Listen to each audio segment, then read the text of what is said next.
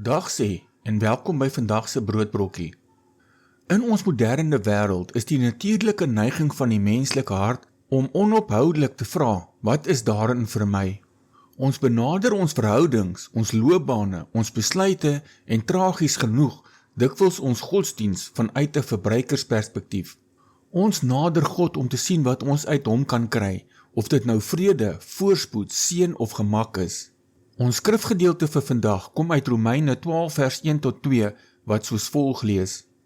Ek vermaan julle dan broeders, by die ontferminge van God, dat julle jul liggame stel as 'n lewende, heilige en aan God welgevalle offer. Dit is julle redelike godsdiens.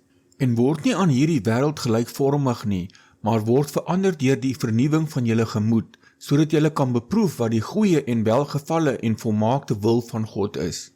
Wanneer ons egter vanuit 'n grammatikaal-historiese perspektief na Paulus se briewe kyk, word hierdie selfsugtige verbruikersperspektief heeltemal omgekeer. In die heidense Grieks-Romeinse kultuur van die 1ste eeu was godsdiens suiwer transaksioneel. Mense het offers aan afgode gebring met die uitsluitlike doel om iets soos persoonlike guns, 'n goeie oes of rykdom terug te ontvang.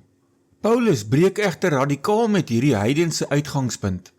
In die eerste 11 hoofstukke van sy brief aan die Romeine spel hy die onfeilbare rykdom van die ontferminge van God uit, hoe God sondaars uit genade alleen geregverdig het. Dan, aan die begin van hoofstuk 12, gebruik hy die belangrike woordjie dan. Hierdie voegwoord wys dat ons Christelike optrede en diensbaarheid altyd 'n dankbaarheidsreaksie op God se onverdiende reddingsdaad moet wees en nooit 'n poging moet wees om iets te verdien nie. Vir 'n Joodse of Romeinse leser van daardie tyd was die konsep van 'n lewende offer 'n vreemde paradoks. 'n Offer op die altaar was per definisie iets wat doodgemaak is.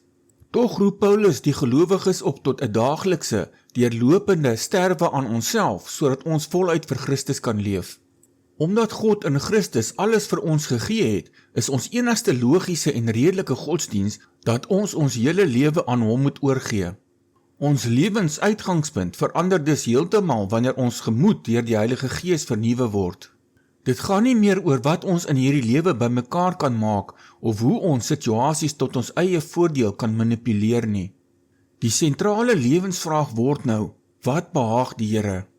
Ware vryheid en vreugde word eers gevind wanneer ons ophou soek na wat ons uit alles kan kry en begin leef om te voldoen aan wat God in sy goeie en volmaakte wil van ons verwag.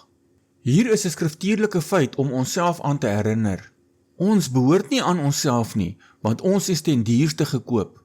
Die skrif sê in 1 Korintiërs 6 vers 20, want julle is duur gekoop, verheerlik God dan in julle liggaam en in julle gees wat aan God behoort. Ons lewensdoel is om die eienaar van ons lewens te dien en nie onsself nie. Kom ons bid saam. Onse Vader in die hemele, ons kom in nederigheid na U toe. Vergewe ons asseblief vir die kere wat ons na U en na die lewe kyk met selfsugtige motiewe, net besig om te kyk wat ons daaruit kan put.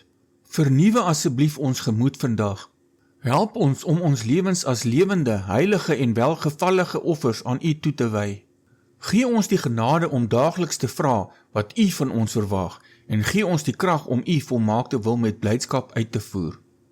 Ons vra dit in die wonderlike naam van die Here Jesus Christus. Amen.